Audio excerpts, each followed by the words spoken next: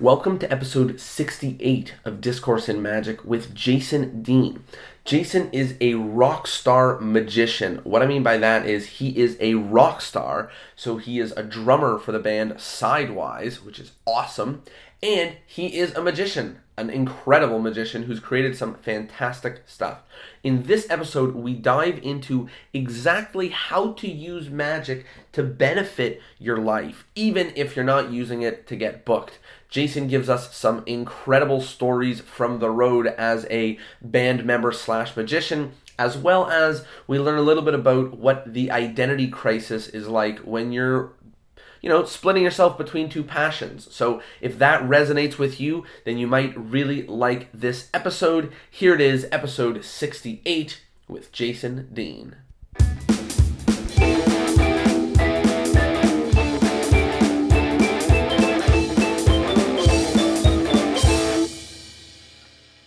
Hello, everybody, and welcome to Discourse in Magic. My name is Jonah. My name is Tyler. And we are here with, this is one of the first times we started something at the end of every episode where somebody recommends a magician to come and join us on the podcast. And we've mentioned before that we wanted this guy on, but I think this was the first guy recommended to us in a podcast to bring on, and we're very excited to have him on. It is Jason Dean. We've known him for a while. We went to Magic Camp with him. Shout out to that. You can find him on a Penguin Live lecture. You can find him a recent trick that he published, Threesome with Vanishing Ink. He is currently the drummer in a fantastic touring band, Sidewise. We're very excited to get into the whole thing. Jason Dean, how are you doing today? Hey, what's up, guys? Good to talk to you. It's been like forever, I feel like. Yeah. At least since camp. This is like Sorcerer Safari days, man. You guys have grown up. You got facial hair now. It's freaking me out. Well, we were a little thrown off to see the gray in your beard a little bit. Yeah. And also a little you gave us a rock and roll on Skype when we mentioned Sorcerer Safari that the people at home didn't see. They say the gray is wisdom. I'm gonna go with that. I'll take it. I'll take what I can get. I like it. I think it's good. And I think it's also a good place to start with this episode. Why don't you give everyone a little bit of background? We usually start by asking, how did you get into magic? But you've sort of arrived at a spot now where magic is a different place in your life than it used to be. So what's your journey been? How'd you get into magic? And then sort of how did it arrive to where it is today? Man. Let's see. I really got into magic, I would say, by accident. My grandfather was into it. Like, most of us, we have a relative that maybe has shown something. Yeah. So my grandfather, what he was doing is actually using me within a hustle to hustle people, and I didn't even know it.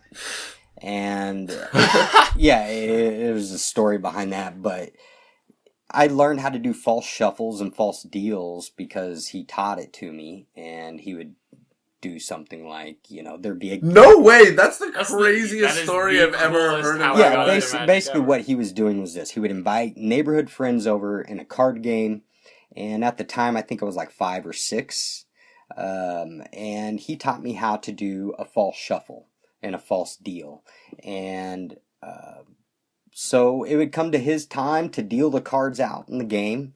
He all of a sudden needed to use the restroom, right? And in the meantime, he would look at the guys and go, "Hey, you don't mind if my grandson shuffles real quick while I go use the bathroom?" No, what's this 5, 6-year-old little kid gonna do? So I just knew whenever he was going to hand me the pack of cards to do the thing that we've been practicing every single night. Oh my goodness. I didn't know what it meant. I didn't know why. I just knew to do it. So I did it, and I was stacking the deck for him. So by the time he come back, he's dealing out the hands. I found out because years later, as I became an older man, my grandfather passed away, and my grandmother came up and handed me a pile of money. And she said, "Your grandfather owes you this." And I was like, "What?" And then she went on to explain how he was using me and his hustles and all this money he won because I was stacking the deck for him. So that's kind of... This is the craziest story I've ever heard in my entire life. We're ending the podcast after this. That's it. Well, there you go. No, that's over that segment. There you go, ladies and gentlemen. That's it. Well, what was crazy is it finally resonated to me because I always had this thing for playing cards, and playing cards felt so natural for me to pick up and mess around with, and I never knew why. This is why. How old were you when you found out why? I think I was, passed away, I was probably 18, 19. Oh my goodness, that's insane. Yeah, and he was just hustling his buddies in the neighborhood. It wasn't like it was some like dark gambling out. No, but it's still like, I mean, it's still incredible, and it's still like he was pulling it off, and he was the only one that knew, but he had employed other people to do it. He didn't even know. Yeah. That's incredible. Yeah. So fantastic. My grandfather, he always had, it seems to be pretty common for people, older people from that generation and age. They always played cards with their friends. So I was just around cards a lot, and through that, I was just like, oh, wow, this is a move you do in Magic? What's Magic? And I remember going to the library. Of course, I would see stuff on TV and be blown away by it. Not like big-time card magicians or anything like that. No. I do remember, I think I saw some stuff with Bill Malone. It blew me away.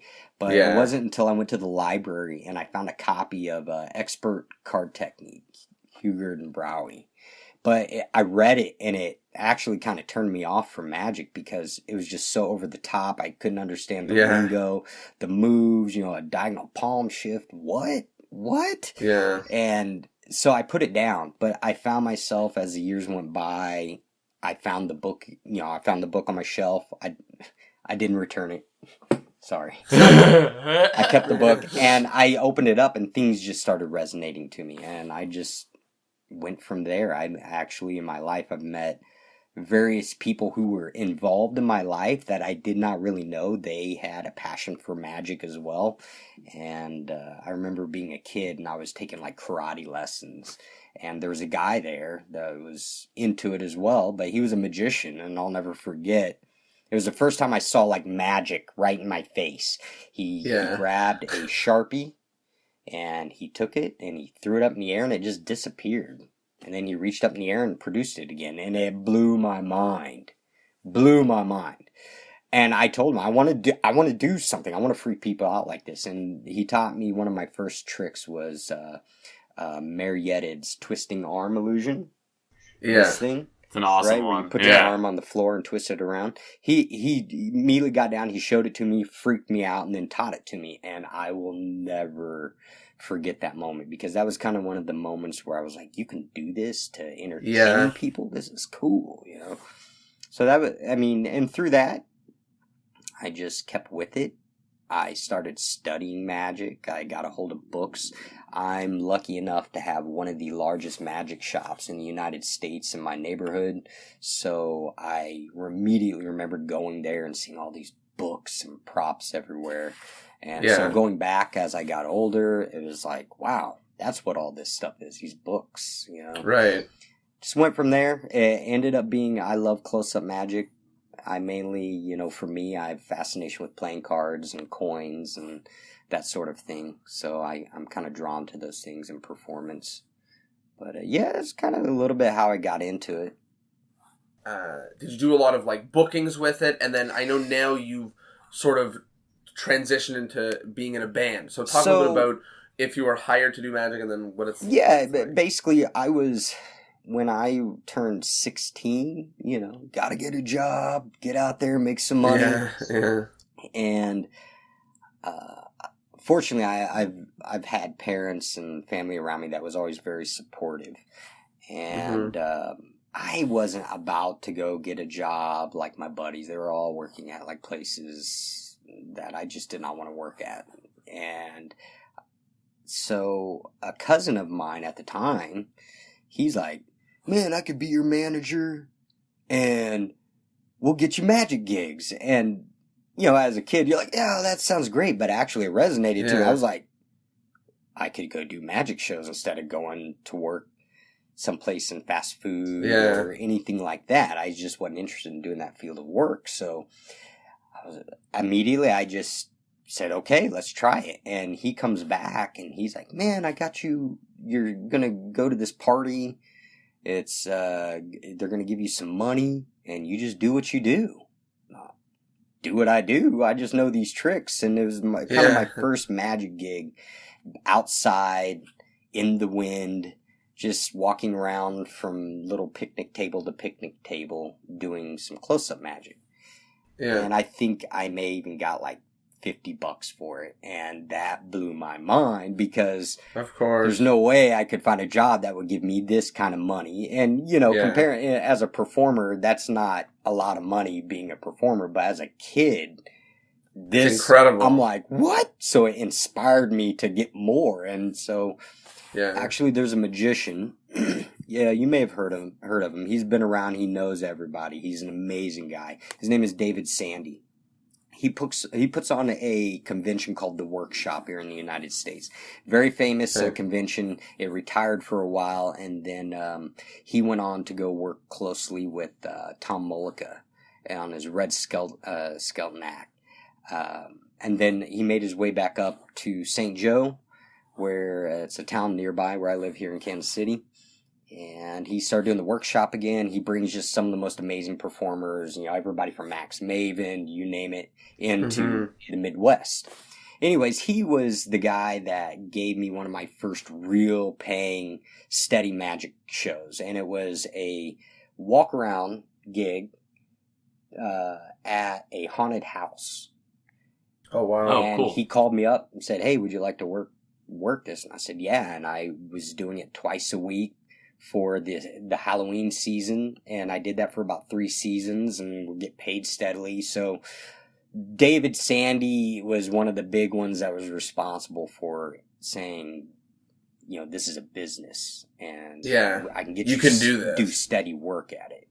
So, and through that, it helped me in the little town I was in create kind of a name, and people picked up on it and wanted me at their parties to show some magic. And now, through that, how that ties with music. Now, outside of magic, forget magic for a second.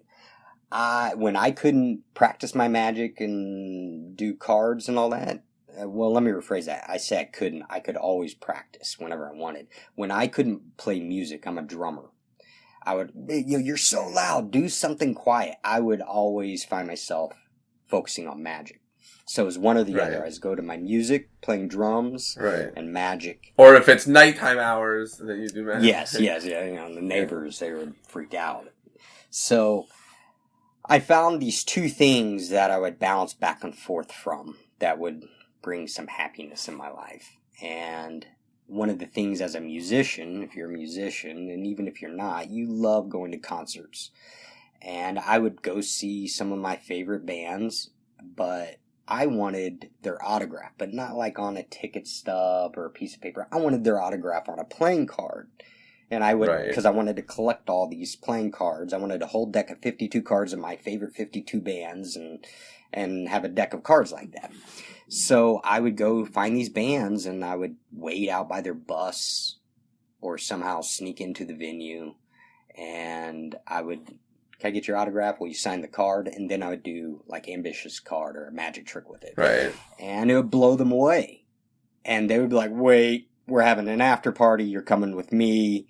And they would just drag me into their environment. And through that, I started showing up multiple times. They'd be like, oh, that's the magician guy. We'd create a relationship. We'd exchange phone numbers. And then when they would come through town, they would usually travel through with a new band they would introduce me to. So this chain would start of me meeting a band, and that band I just met with this band, they're coming through town now, and they would introduce me to this band. So I started creating a clientele of musicians, bands, which none of them knew that I was a drummer and was into music like that. They just knew I was a magician. I kept that separate and quiet because I didn't want to turn into the fanboy and freak them out. Right. Because I was. And so, got to meet them over the years. And then through that, I ended up joining this band, Sidewise. And been able to connect with all these musicians through magic that have now helped and supports my band now. And I've been able to use magic to kind of elevate this other project over here and bring success to it. What's really funny is before I joined the band Sidewise, they were already a band that was doing their own things, very successful, and I was backstage doing magic. And actually, let me rephrase that. I wasn't doing any magic. I was just backstage hanging out, and I see in the corner of my eye, like a ball of fire fly over through the air. I'm like, what the hell was that? And there's a magician over there, and I'm like, what? A magician? I was younger, so I'm like, who's over here? I'm freaking out. And it ended up being, at the time, the old guitar player for Sidewise. And oh wow, I was like, wow, I got a magician over here, but I gotta put my foot down and, this is my territory. So I started doing some magic.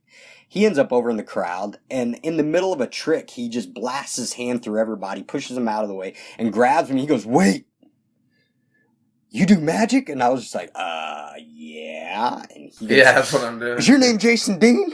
And I was like, uh-oh. What did I do? And he's like, I got your old J-Team DV with John Bourne and all this stuff. So DVD I'm absolutely embarrassed about.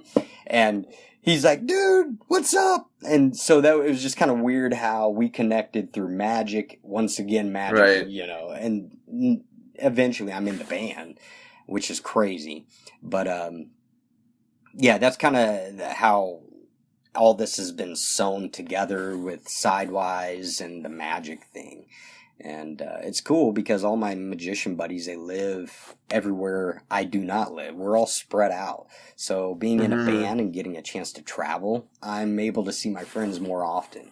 I get to go to their town and play their town, and I invite them out to the show, and then we can go backstage and play around and do card tricks and jam it's almost out. cool that, like, magic, like the symbiotic relationship between magic and music, where, you're touring cities and you get to jam with magicians. Yeah. You know what I mean?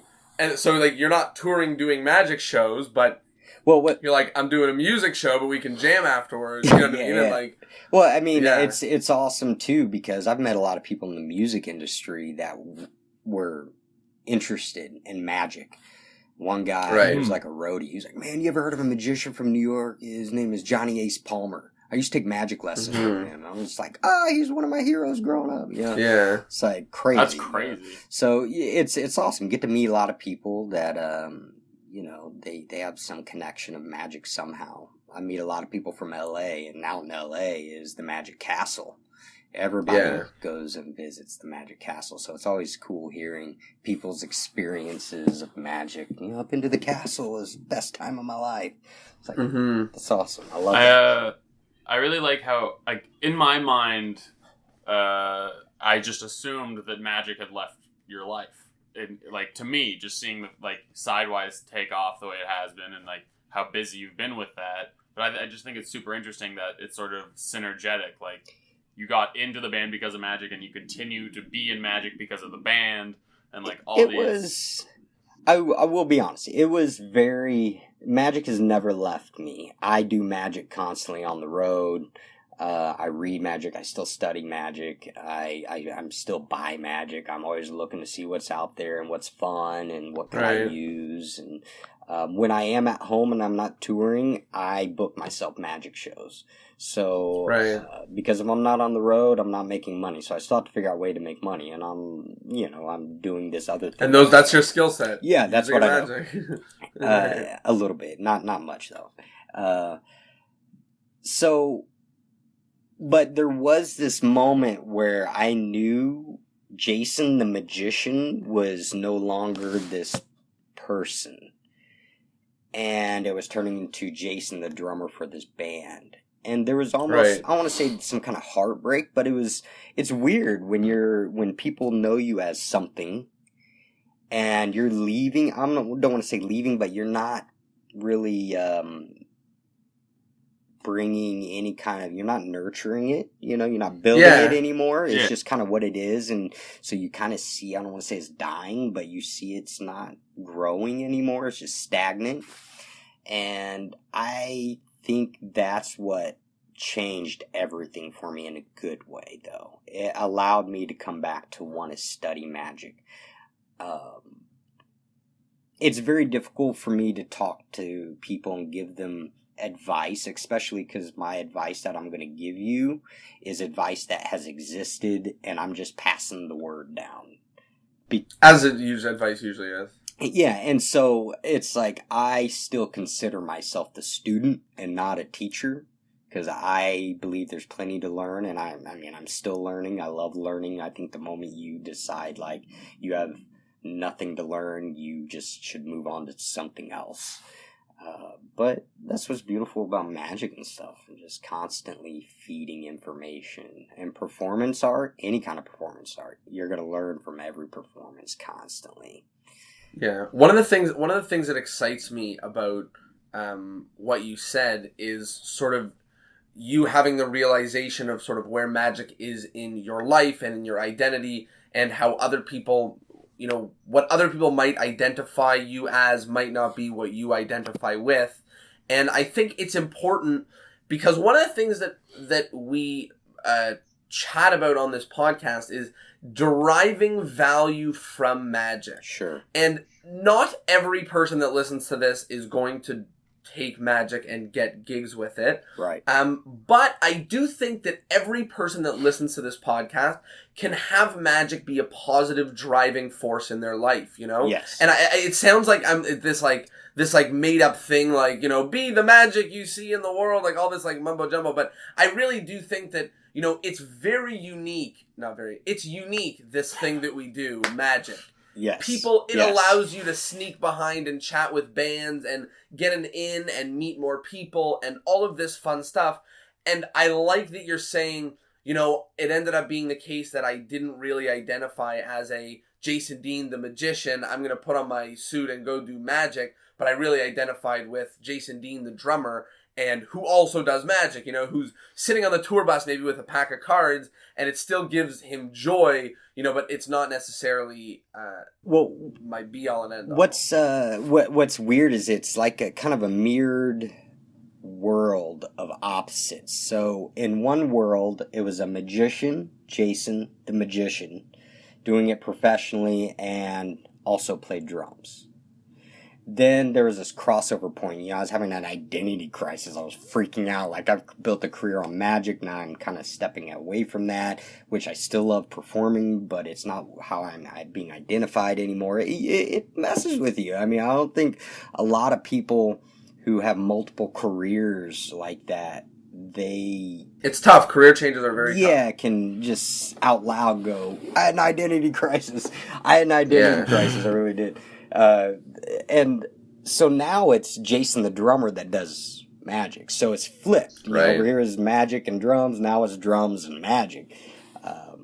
But like you said, man, and it really has, it's opened up so many cool doors, awesome doors with friendships, with business. Not a lot of it has been necessarily about bringing in money, but it's certainly open up doors for later on down the road, especially with my band and that sort of thing. Mm-hmm. So, if you focus too much on the dollar, you might be missing out on other, opportunities that it will bring you. It will bring you. And a lot of people too think that just because the dollar isn't coming, that there's nothing's being created with what you're doing, and you're really planting seeds. You'll be surprised. It's an amazing networking tool. Yeah, unbelievable networking. You'll be very surprised if you just happen to reach out to someone you've performed to, and they'll be very. That's the first thing you do is they remember a freaking trick, a simple trick that you did maybe years ago that's in their mind, and it's half the time they'll keep the card that they've signed and say, "Look what I got!" That's an amazing thing. That's crazy. Magic, that's what's so beautiful about magic, is that it's like you are messing with emotions instantly.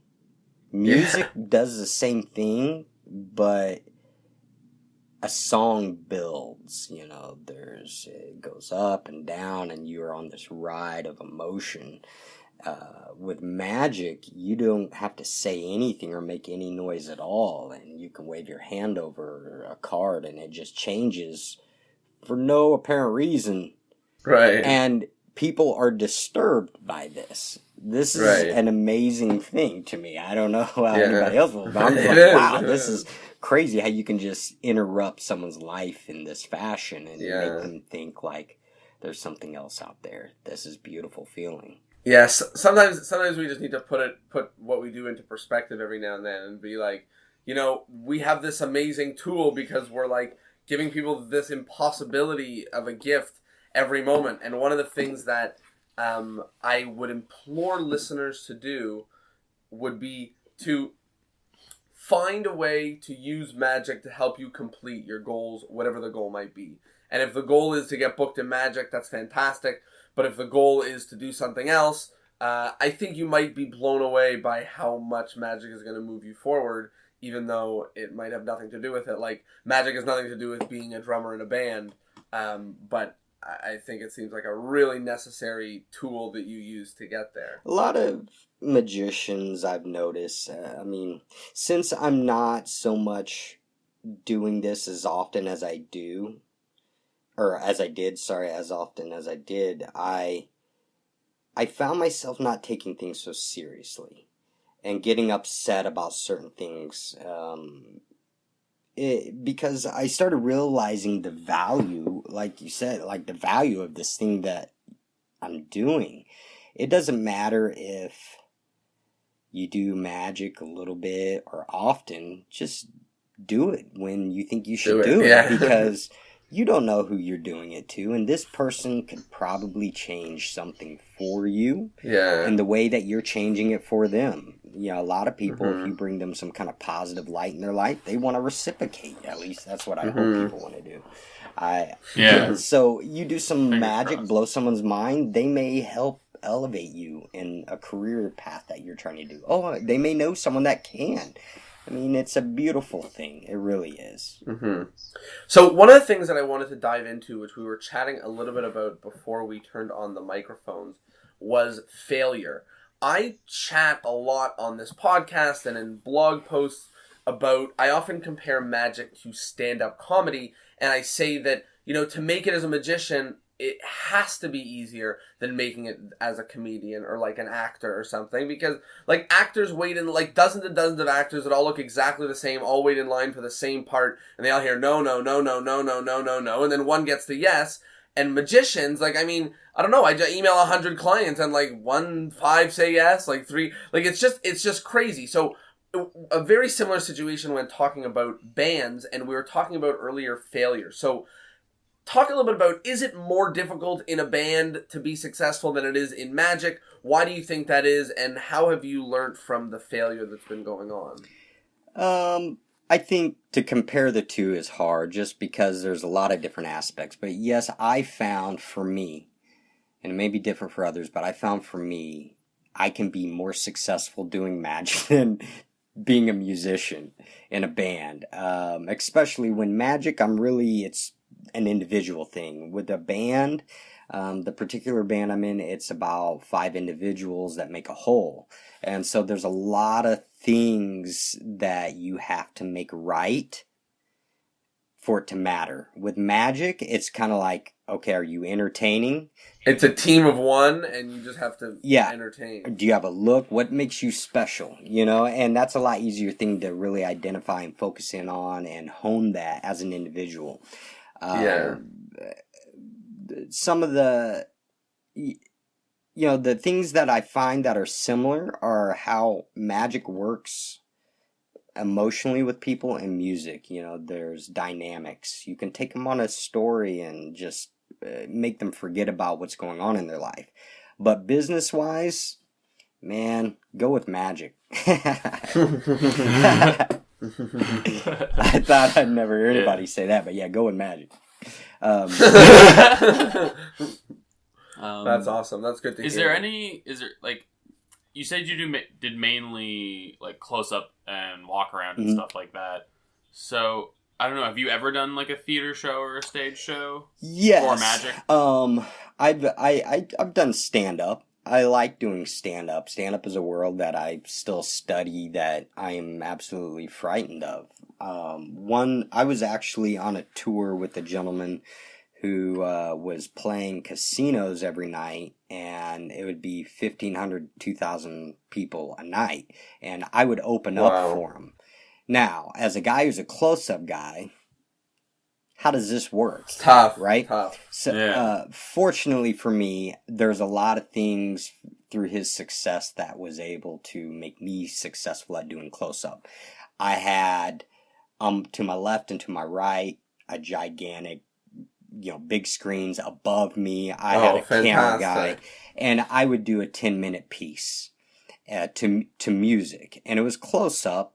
And I've always been a big fan of all those magicians like Ricky Jay who brought that close-up vibe to the stage, to a show. Yeah, I really like it too. Yeah, there's something special if you can pull that off.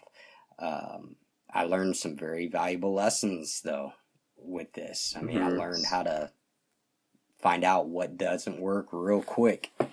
Yeah, but the cool thing is that how do you take something so small and make it resonate through the entire crowd? And so another thing I would do is before I'd actually do this 10 minutes, I would do some walk around before the show and go up and down every row. Hey, how's everybody doing? I could get 10 people in a section to get involved and have some fun and walk around, and I would go into pods and spread out through the theater, because what happens is now that, there's that magician, he's on stage, we liked him, so this wave of energy that's around the people who maybe saw something, don't know what's going on, but its energy is very for sure, it'll spread, so people would be inclined to jump in and go so I had to work it before getting on stage so it really resonate when I got on the stage. But yeah, I've done some bigger theater stuff like that. I've done some, just walk around restaurants. I used to love working restaurants. Now I prefer to do close-up shows, sit down, do something like, I'll do like 25, 30-minute close-up show for someone. I like those a lot. Cool. Yeah. Is there any parallel between just in terms of the theater of it all when it comes to performing magic versus music? Like when you're touring with a band, not only is there 5 members in the band, but I mean, there's sound guys and roadies and all sorts of stuff, and venue organizers and techs, and I mean, you have to, you just can't show up, walk in, and expect everything is going to go the way you need it to go, and that's for music or magic. Just like with anything, you have to find out who's here in the venue, because sometimes the venue provides roadies. On top, I mean, we travel with ours, but we still have to connect, and I mean, it's walking into someone's home and not knowing where the bathroom is. So you got to, hey, where's the bathroom? And they'll give you a tour of the place, show you around, anything you need. These are the people you talk to. I mean, it's all about communication, and that's what magic. Magic is communication on all fronts, from your audience to working behind the scenes. I don't think people see that magicians work really hard behind the scenes to make the shows that they do, work properly. Yeah, there's a lot that goes into it. Yeah, totally. So one of the things that I wanted to approach a little bit deeper was talking about failure. We spoke a little bit about how it happens in magic, it happens in music, and particularly happens in the booking process. But I want to talk a little bit about how to overcome failure, how to overcome, like a bad show, or maybe a show that's, one of the things that people talk about with bands, and I don't know the history of Sidewise, but people always talk about their bands, we played small tiny concert halls of 50 people until we were able to play for 200 people, until we were able to play for 1,000 people, and so on and so on. So I was just wondering if you could touch a little bit on that growth, maybe how to respond to how you feel after a bad show or a failed show or something. Sure. two words with failure. And this goes with magic and music. And it could possibly go with anything else, but I'm just speaking of these two things because these are both those things are my world. The two words is accept it. Failure is going to happen if you like it or not. So what you need to come to terms with is accepting that failure is going to happen and what can failure do for you as opposed to just going, oh, I blew a show. No, there's more meaning behind it. Failure is actually what will propel you to becoming better at your craft, at doing what you do.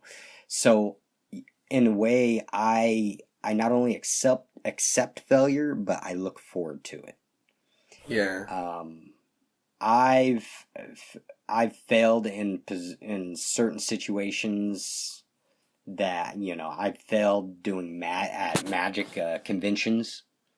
You know, I'm up performing, I failed there. I've failed doing music. I mean, there's all sorts of failure. But here's what's good. I can tell you those things will never happen again. Right. I mean, seriously, that's what you'll gain from is you get this kind of your confidence that it'll never happen. Unbelievable confidence now because you know the fact that you can say that it'll never happen again is so huge. When you can pinpoint the failure and you're not looking for the failure anymore, therefore you now know how to attack it. And and when you can attack failure, what does failure lead you to? Failure takes you to fear. So if you can accept the failure and attack it, then the fear leaves. And you'll find yourself being more open to trying things that maybe, you know, let's say down to the simple thing. A lot of magicians, what they'll do is they'll take attempts. For example, they'll have a playing card that's been on the table and maybe some people's been staring at it. And eventually, you'll ask them to think of a card later on down the road in hopes that they think of the 3 of spades that they've been staring at earlier during dinner time. This is an old Vernon thing. And that sounds scary. What do you do if you mess up? Well, when you tackle big failures, these little failures like this are meaningless. And you're willing to take it. And because the miracle that could be produced behind it could be so huge. So it's always good to go after failure. And it is hard to accept it, but if you can be honest, truly honest with yourself and look at your failures, you'll figure it out and you'll be a much more confident person about it in your performance. Like I was in New York, I was performing in a theater, and when I was telling you about traveling around the casinos and different things like that, those theaters, this was one of those moments. I failed huge to me in my head. But it was simple, but it hurt me and I was crushed by it and I couldn't sleep. It was so bad I had to figure it out.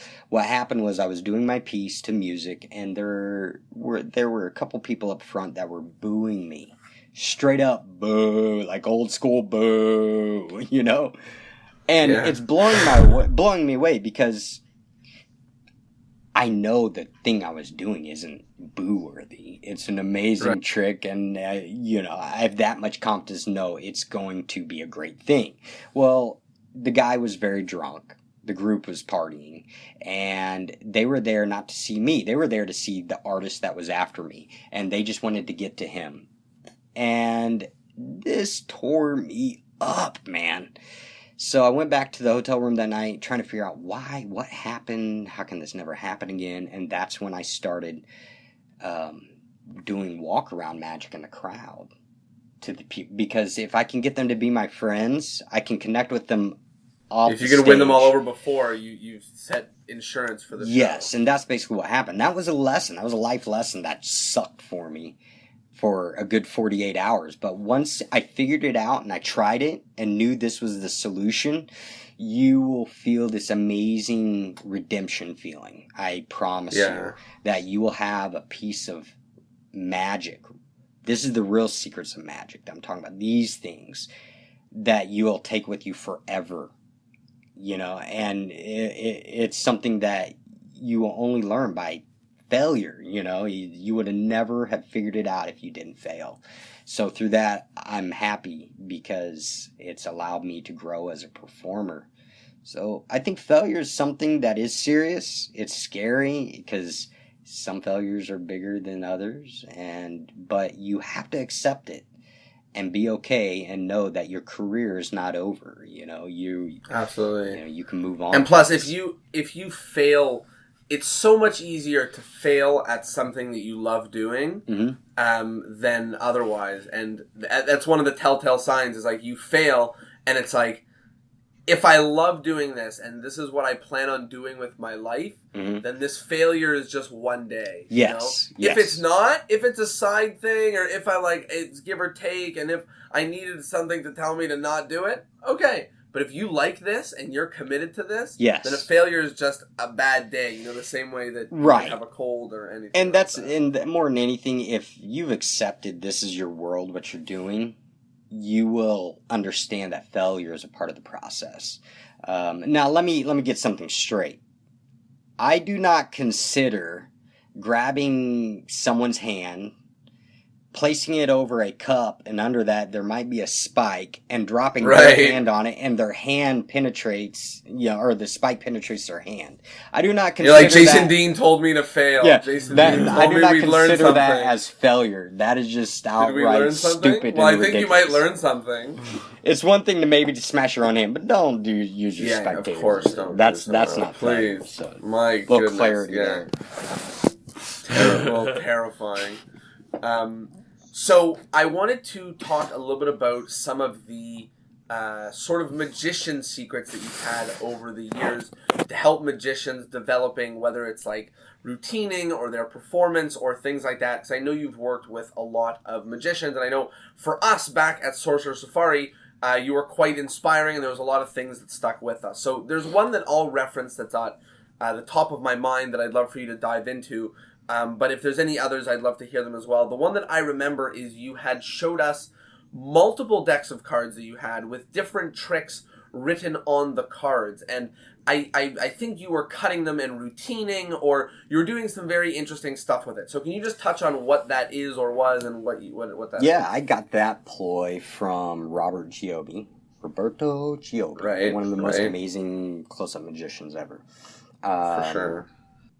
He wrote it up in a book, and I really took it to heart and really practiced it. And all you do is you take all the tricks you write them on a playing card, and I'm sure we all know quite a few card tricks. It got so bad with me where I was writing them on the faces and the backs, and I had multiple decks. And what you do is you shuffle the deck, and you cut to a trick. And this is how I would rehearse the trick and try to keep all these things in my brain, because I will tell you, as you get older, it is much more difficult to retain a lot of these things, which I thought would not come true. But as I get older, I'm like constantly trying to be like, what? Yes, I can't remember. No. So this was a way to help me with these things. So I cut to tricks. Yes, you can use them as a way to piece together a show. Cut to a trick and then cut to another one. See if they work together. More than anything, it was just a great tool to exercise your brain. And if you want to go a step further, this is funny. Hold on. How long ago did we talk about this? Probably your second year at camp, third year at camp, something like that. A long time ago. Very long time, yeah. Oh, wow, there it is. Like, we're on Skype right now, and I know... and he's showing us different... Actually, here, can't see it. I'm going to go like this. Yeah, we're going to... Wait, so... Quick little video. Yeah, keep doing that? Yeah. I mean, I still to this day, I take it very serious. This isn't just a fun idea that I decided to show you guys. It's something that was a part of me growing up in magic. And here's a little thing that I think you should take a step further. If you're going to do this, this is also what I do. I write the name of the trick, the book below it, and the page number, and of course underneath it says Divergent. So we got Slow Motion Aces, Stars of Magic, page 90, Divergent. Right. So now, if for some reason I have no idea, if I cannot absolutely remember it, I know where it's located. I can go to my bookshelf and I can immediately pull it off and get a get a refresher. Man, it's really fun. Thanks, Giobi, for passing this down, because it's a great piece of info. Honestly, it's one of those things where it's the person who implements it that touches you. You know what I mean? Like, sure. So it everyone's read Roberto Giobi's books. Like, everyone's read Card College. Do you know in where he mentions this? I believe it is in Card College. Yeah, I don't know which one specifically, but I believe it's in there. Right, but it's the implementation that's inspiring to see happen in the real world. Yeah. And so, what sort of things do you do with it? You do it a little bit for memory, but do you do routining? Like, how do you use it? Not necessarily for routining. My magic show my close-up show has evolved, but it's had the same kind of things I've been doing in it for years now. And, if I do have like a repeat audience, I do change it up. And this is a good tool to go say, well, what haven't you done in a while that they haven't seen? So I have like a toolbox, and I can go piece things together. Now, I don't necessarily like cutting to a card and then cutting to another one and just piecing these tricks together randomly, because you'll find that some things weave in and out a lot better. So I cut to a few cards and set the ones aside that really mean something. So if I cut to a trick, I'll practice it, and if it means something, I'll set it to the side out of the deck. And then later on, I'll examine those cards that I pulled aside and say, man, these are great tricks, and figure out how to weave them into an existing set or start a whole brand new set. Honestly, a lot of internal work, which a lot of magic is, whether it's creating a show or scripting a trick or whatever the case may be, a lot of internal work has to do with the creative visual ways that you put the things on paper, and that they appear in your mind and they appear in the world. And I think that it might just be one for people who are stuck in their next step of magic, to almost put everything down, one on each card, and just look at it, and cut to it, do it, and just let them. It's going from your fingertips to your you're cutting to it, you're reading it, you're remembering it, you're temporal, like all of the different ways for it to be in and around your brain, so that you can be inspired to, whether it's combine two tricks together or just having triumph on your brain for 3 weeks might help, might just change things around. It might just. I find myself like. When I'm exploring effects, I will actually explore a plot more so than just a specific trick. So, like you said, triumph. Now I'm like, okay, what you can do triumph on the table, you can do it in your hands, and I just explore and see what's out there.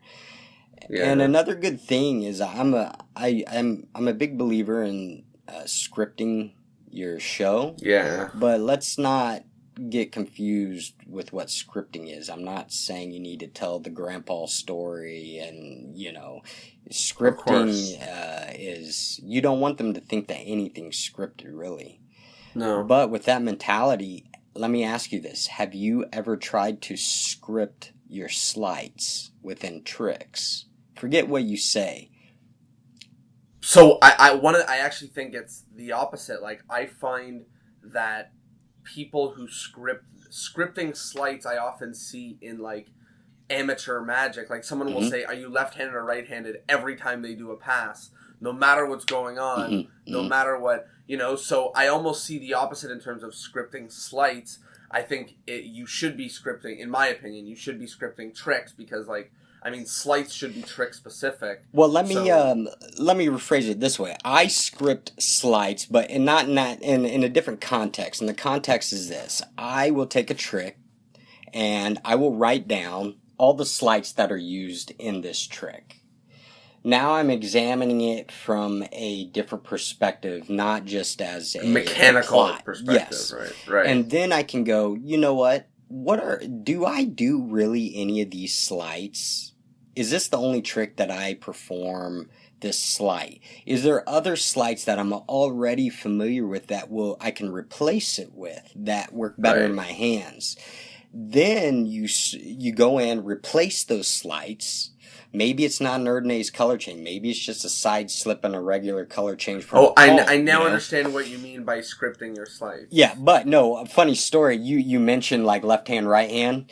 I was that guy when I was much younger, and I learned my lessons. So I was doing a walk around show, and it was at a restaurant, and I asked a guy, "Are you left handed or right hand?" But it wasn't to cover a slight. I don't know why I even asked it, but I will never ask that question again. Don't ever ask left or right, because I did not notice this guy was missing his right arm. And I said, "Are you right-handed or left-handed, sir?" Right. And he threw up a stump on the table and then an arm on the other one. He goes, "What do you think?" I was like, "You, sir, are left-handed." He was completely cool about it. It was funny, but like, I'll never do that again. Yeah, so don't ask left or right. A lot worse. Yeah. But I like that. I like the looking at the slights in each trick and just saying, like, is this the best thing here? Can it be something better? I mean, it goes back to Vernon saying, like, am I doing the thing that, like, is it the least confusing? You know, have I eliminated... Right. And ultimately, yes, you're absolutely the right. less slights, the better. Like, how can I eliminate slights? And down to, when you're looking at an effect and you're looking at what are the bare bones that create an effect, and it's just alone. You're not worrying about the plot. You're not worrying about the scripting in it. You're just looking at what slights are used. You'll be very surprised on how different your magic will be. I think it'll make you a more comfortable magician doing your slights, because you can now replace those slights that that you just think go with the effect with something that you have already beat up, explored, feel it's a part of you, can do with your eyes closed. And not to say you shouldn't go down the path of learning the original. I think you must learn all your effects the original way to understand it. Otherwise, doing what I'm saying won't mean anything. It won't. Of course. It won't matter. Don't just change tricks to what you can do already. Yeah, understand them and then see how you can better them. Right. For sure. And do you script a set in terms of your slights? Like, do you look at, like, these are the tricks I'm going to do, and then, like, these are the slights in a row, and try to make sure that there's, like, variation, or if you're not doing the same move over and over again? So you will, you know what I mean? You will scare the crap out of yourself if you take your whole show and only write down every slight you will use. I remember. Oh my god, it's like 7. It's crazy. Yeah, I mean, one time I had like I think it was like 12 different slights to make my show happen, and that scared me, man. I was like, you know what, something doesn't feel right. It shouldn't be this A way. lot of things could go wrong. And you'll find yourself revamping effects. You'll find yourself, maybe I just liked that trick and not everybody else liked it, I mean, there's all different variables. But, yeah, I mean, I don't know what is the proper amount of slights to have in a close-up show. But you'll know that if you feel odd about it, maybe think about how do you replace it? How do you eliminate? Adding some or taking away some. Yeah. Exactly.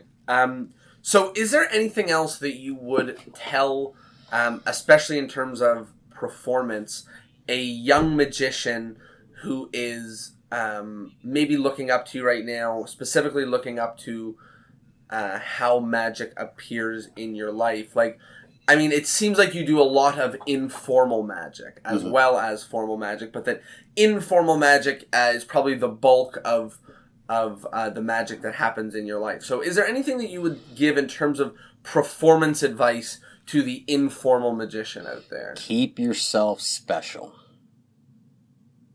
Now, what does that mean? So let's just talk about something real basic. As a young magician, we'll perform and not know when to stop.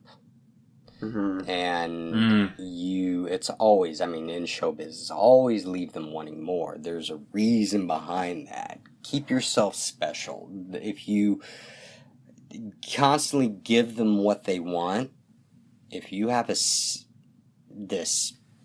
dinner you love to eat, this sandwich, a certain kind of thing you want, and if you eat it and eat it and eat it, you're going to get full, and you're not going to want it no more. And So to keep that food special is by not overeating it, not offering it all the time. Knowing that every time someone wants to see magic, maybe isn't a good time to do magic.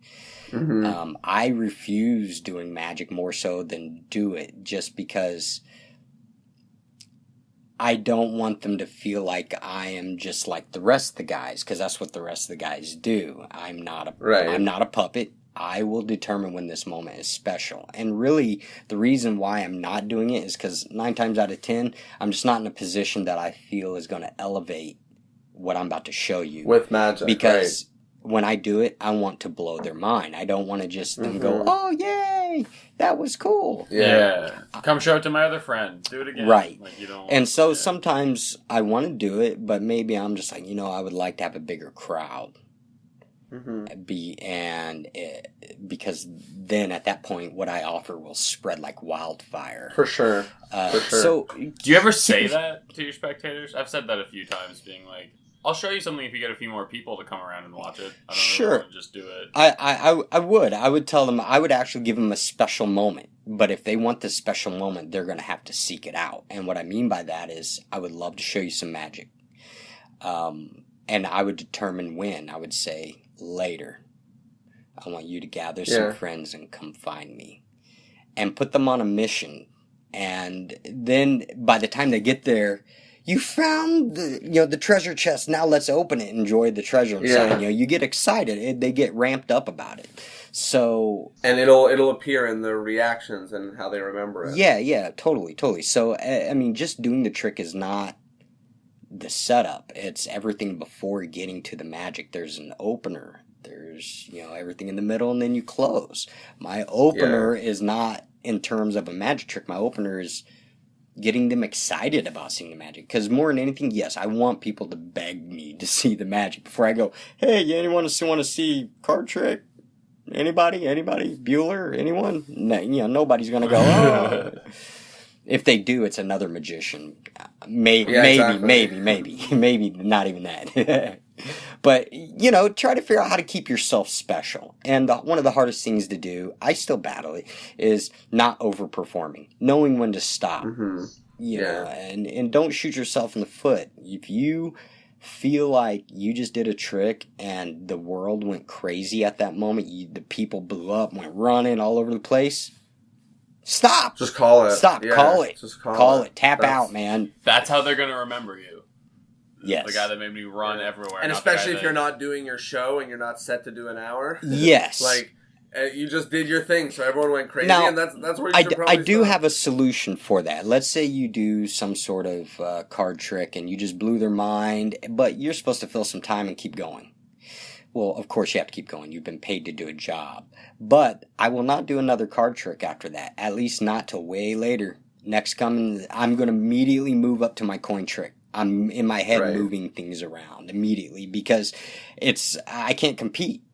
I can't compete a card trick that just, if I happen to lay down a card and they name the card that I just laid down and I go with that miracle, it's time to show them a coin trick. Show them something else. Don't do another card trick. Yeah, absolutely. What's one thing about magic in the 2017-2018 space that you hate, and one thing about magic in the 2017-2018 space that you really like? Hate is such a strong word. Or that you dislike, or that you would love magicians. You can just say the thing you like, too. Do whatever you want. There's no rules. I mean, I get where you come from, but I was like, man, I don't know. And I think one of the issues is that being that I'm in the magic world, in the music world, I have lost what's going on in the world of magic so much. Mm-hmm. One of the things that I do not like is I don't like secret holders. Meaning, I believe that, yes, you need to hold a secret. I believe in sharing secrets to those who deserve it, of course. But I don't like the people who just like to have a secret for the sake of having a secret. For the sake of keeping it, yeah. And especially when there's people out there that are valuable people that want to push the art forward, or even themselves, elevate themselves forward. I mean, I understand it, and so maybe on this sort of thing, I'm not really calling out the young guys on this. I'm calling out the old dudes on this, the old magicians that are out there. There's a lot of those guys. Seems to be the theme of our podcast. Oh, really? Okay.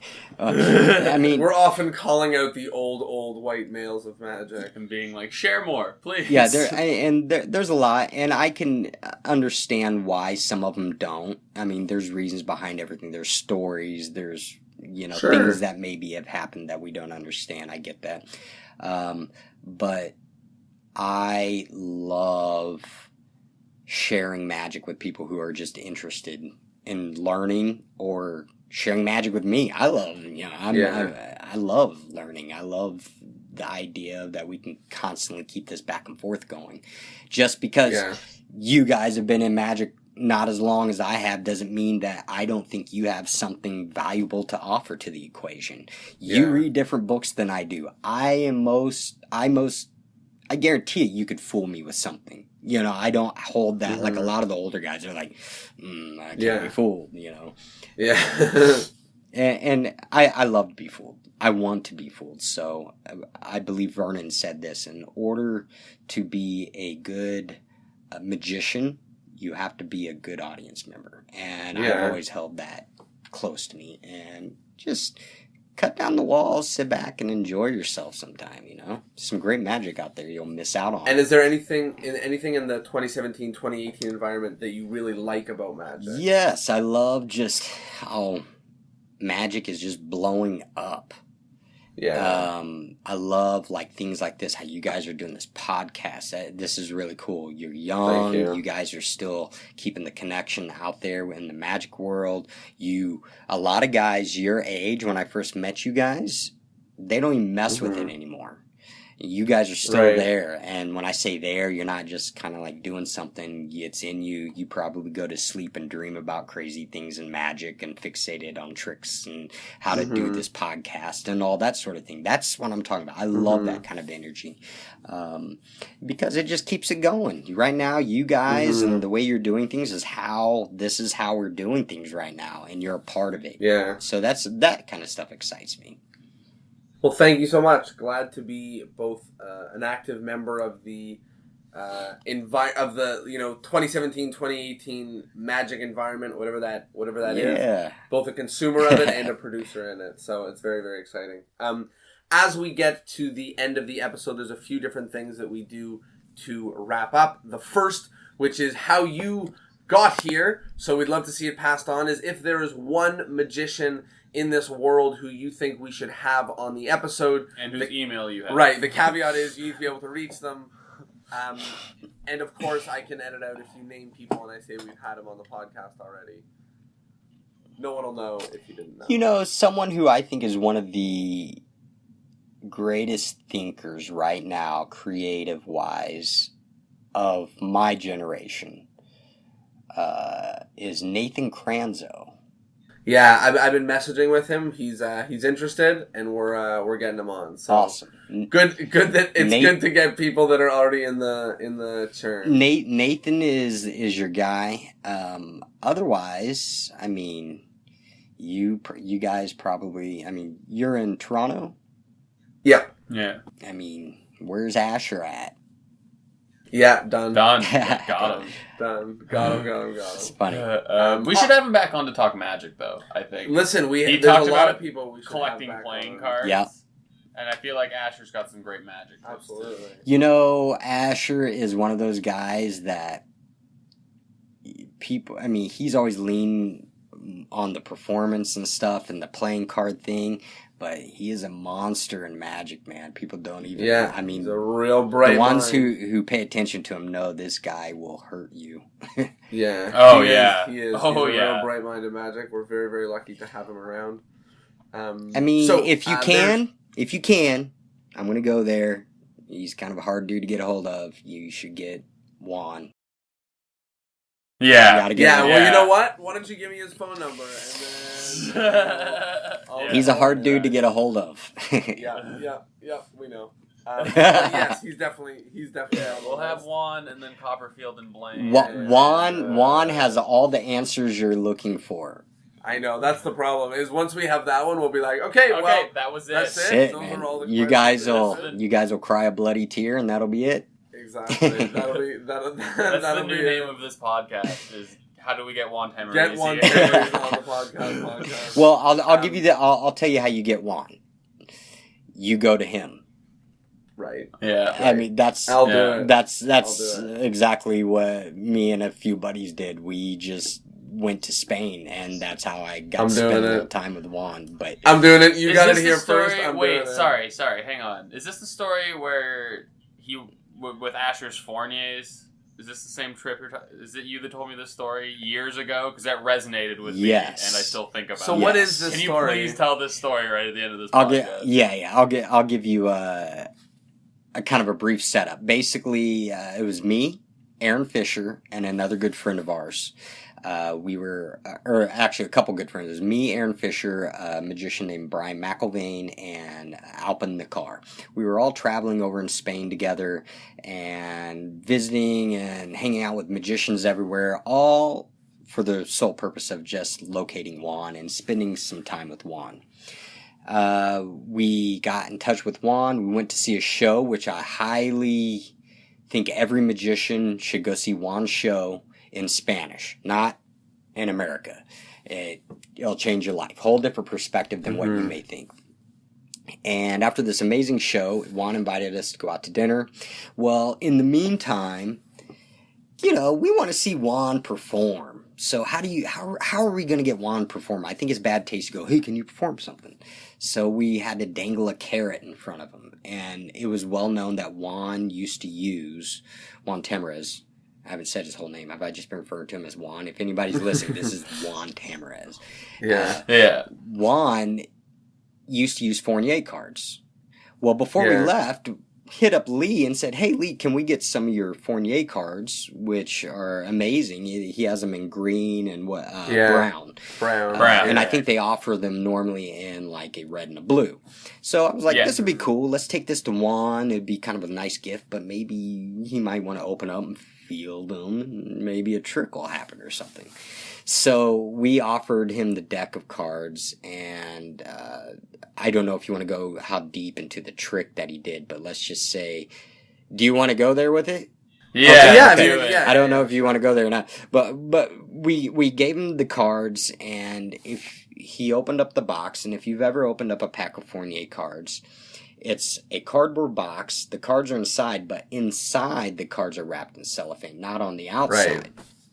So he took them out, and he was trying to pick up the cellophane. He couldn't get it open, so he offered the deck out to one of us to open up. Because, Juan's getting older, his hands aren't necessarily the same, but he was kind of picking at the cellophane. He couldn't get it, and he offered it to be open.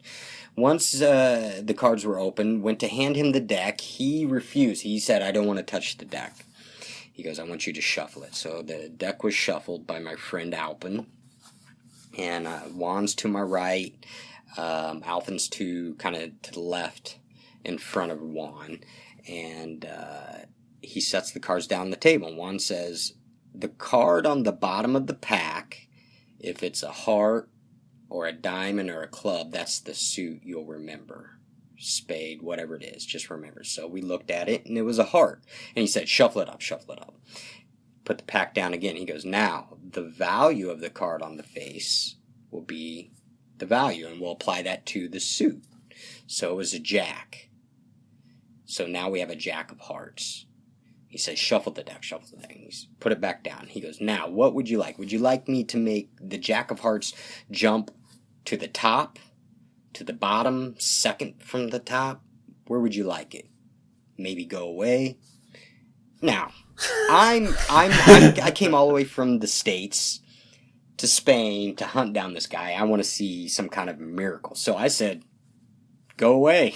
It's got to go away. And he said, okay. And he kind of mimed plucking the invisible card from the pack, and he threw it over his shoulder, and he said, it's gone. And I was just like, oh, what?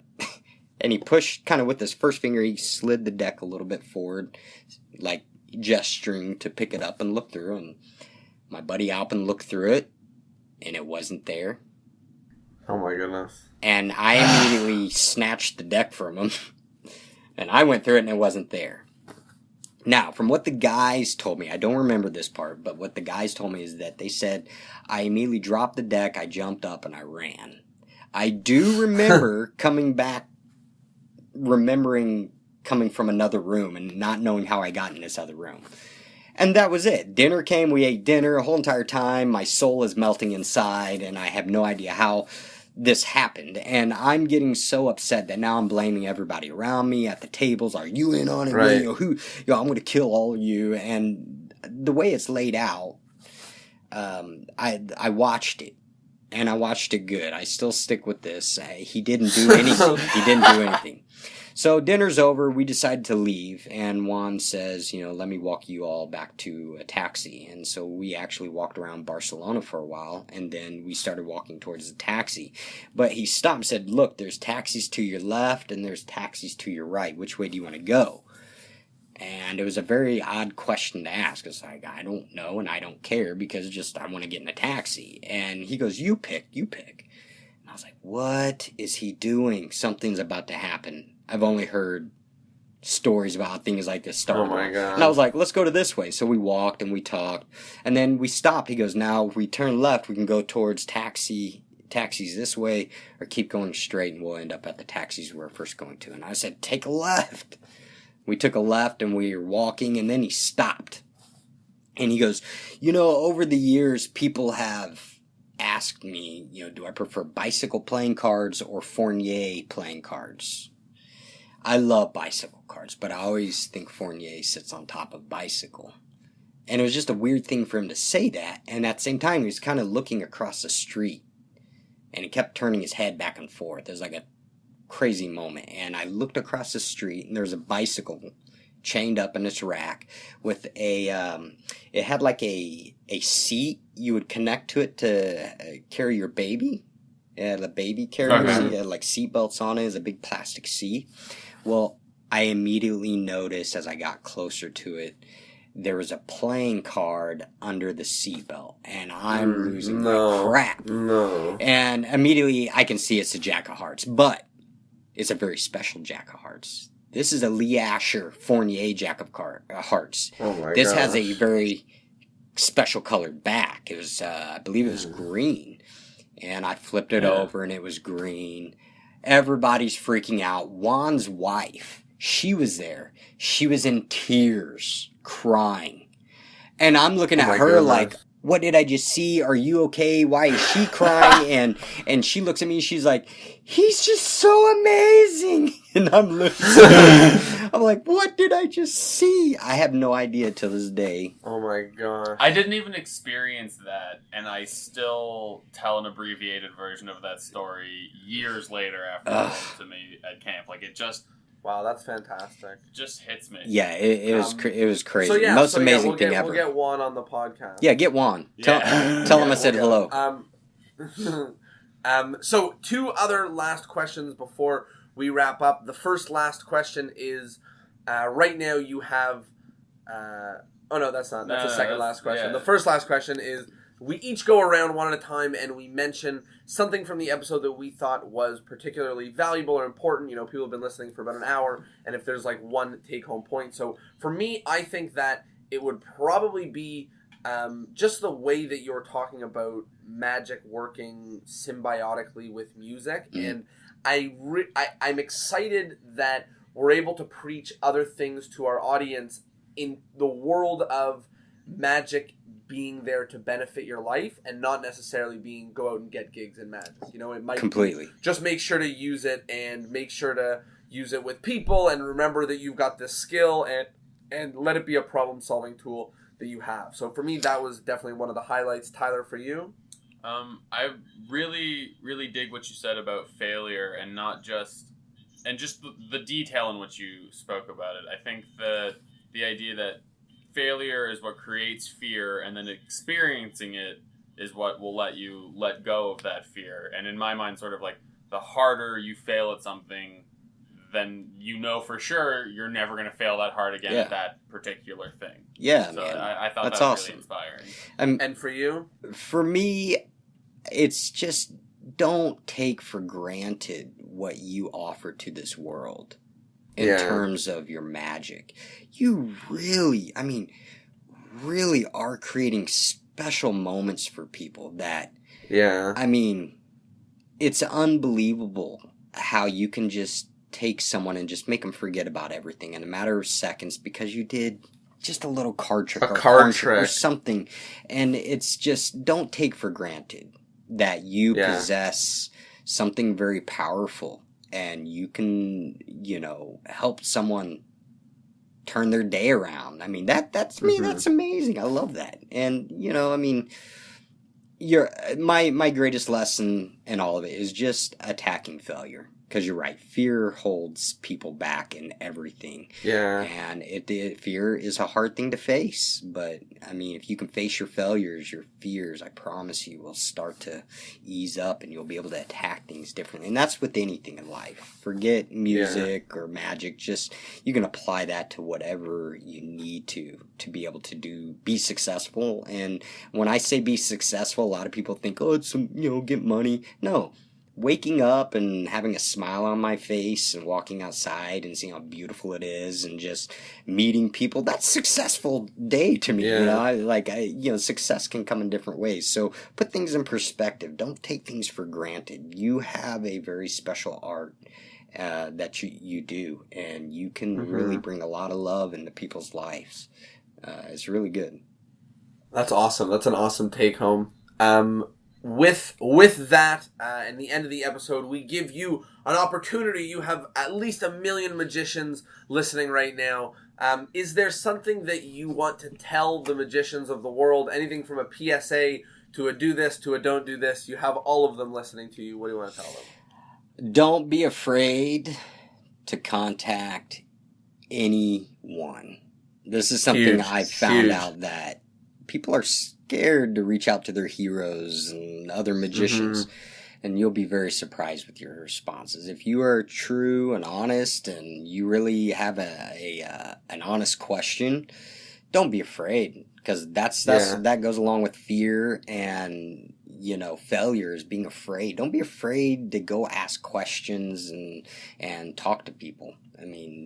Magicians are so giving, and we learn with this podcast how small the magic community really is. It's big, but really, it's small. Yeah. You see the same people when you go to conventions, so it's not that hard to email them. That's right. So I think that's a really good take-home point. And lastly, finally, plugs. Tyler and I are a bunch of plugs. No, I'm kidding.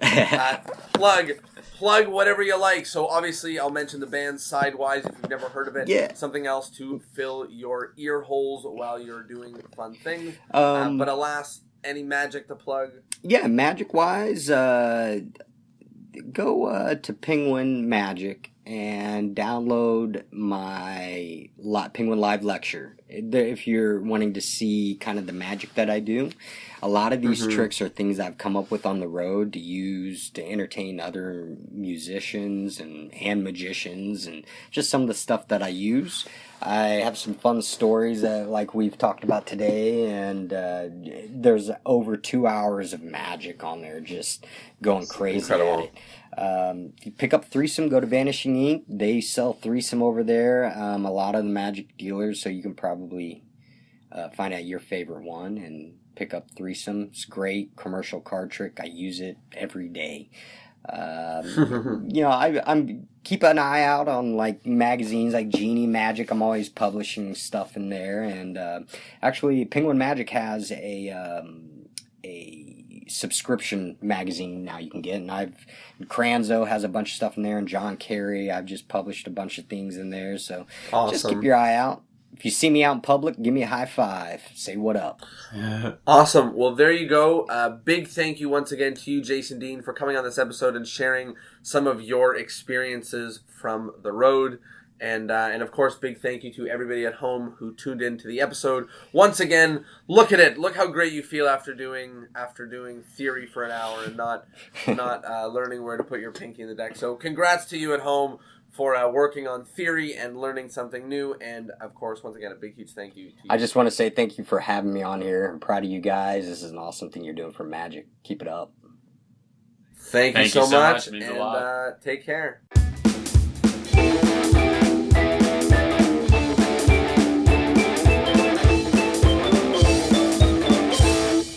Well, there you go. I hope you liked it. Episode 68 with Jason Dean. As usual, it would mean the world if you let me know what you thought. Share it on Facebook, tag us on Twitter, comment on Instagram, do whatever to spread the word. And let me know really if you have questions, comments, concerns, worries, thoughts, feelings, opinions, emotions, ideas. I want to hear them. Thanks for being a fan. See you Thursday.